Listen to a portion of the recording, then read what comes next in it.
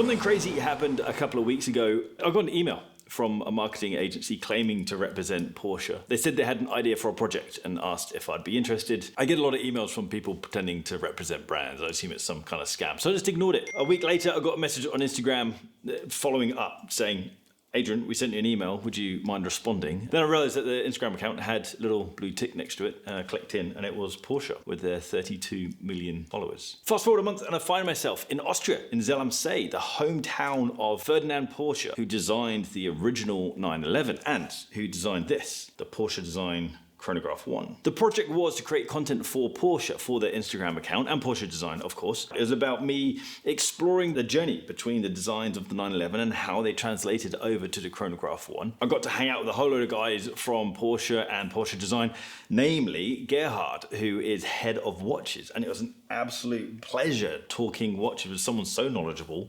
and so full of stories about FA Porsche, the 911, and of course, the Chronograph 1. And so this was them shooting the content. And there was a massive team. I think there were 3 videographers, 2 photographers, and then a creative, and then a director. It was pretty crazy, pretty intense, pretty awkward for someone who's not that great at social interactions. There was a moment on this trip that I thought, does life get any better than this? I was sat up the Austrian mountains in a special edition 911 Targa GTS. I got to drive this beautiful 911, and this road is a special road. It's one of the most beautiful roads that I've ever driven on, but it's actually the test area that all 911s are tested on. I've never driven a car so powerful. This was a manual on the wrong side of the road, and it was a really powerful car, so it was a bit of a challenge, but it was a very fun challenge to have. The story behind the Chronograph 1 by Porsche Design is really interesting. I knew that there was a relationship between this and the 911, but I didn't know what the relationship was. I assumed that the matte black was just a design decision, and I assumed that the bright red hand was, again, just a style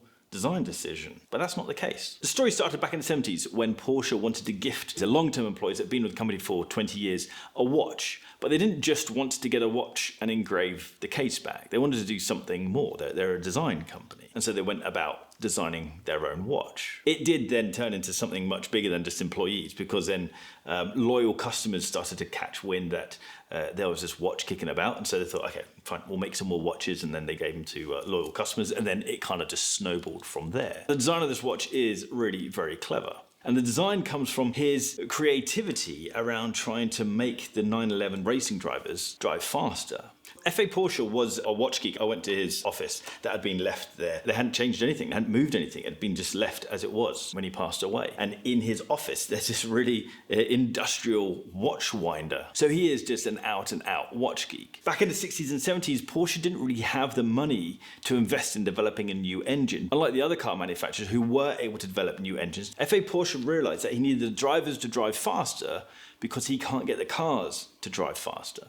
And so that then comes down to the driver's confidence, their speed in decision making, and then removing of distractions. At the time, the trim in the 911 was chrome. There was polished bits of wood, and light would shine in and either dazzle the drivers or create little distractions in the periphery of the driver's vision. So that was all removed. And he came to the decision that a matte black background with matte white numerals and then a bright red hand was the combination to create the most legible dials. And of course, something that makes a good watch is for it to be highly legible. So FA Porsche simply took those learnings and applied that to the watch. He went on to create the first black coated watch and called it the Chronograph 1 because it's a chronograph and it's the first one he did. I really like that naming convention. So the results were this: a very stealthy, highly legible, water-resistant, shock-resistant chronograph. As soon as this watch got out into the public, so many militaries around the world wanted to use this watch. They did use this watch. The German military, the Swiss Air Force, the Royal Navy, the US Air Force, and the US Navy. Now this is where you can fall down a bit of a rabbit hole because different military units needed slight changes to the watch. And so it can make it a bit of a thing to collect these watches. There are so many variations out there. The first versions of the Chronograph 1 were built by Orfina. Later on, IWC took over the manufacture. The original movement was the Valgy 7750. That later then became the Lamania 5100.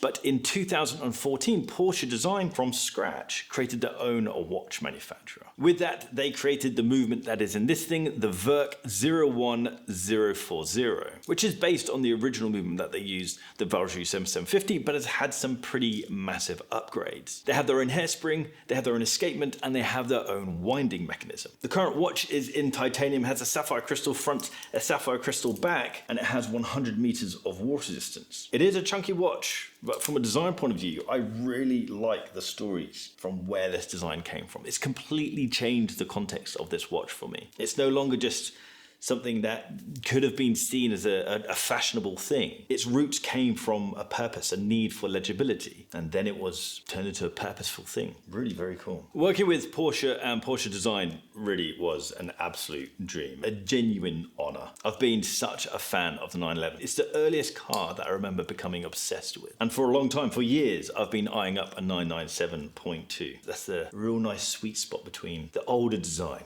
but with quite a bit of the new technology. I'd never driven a 911 before. I'd never driven a car that powerful before. And it was absolutely incredible. The sound, the feeling, the G that you have when you go around these corners. Of course, the scenery is absolutely stunning.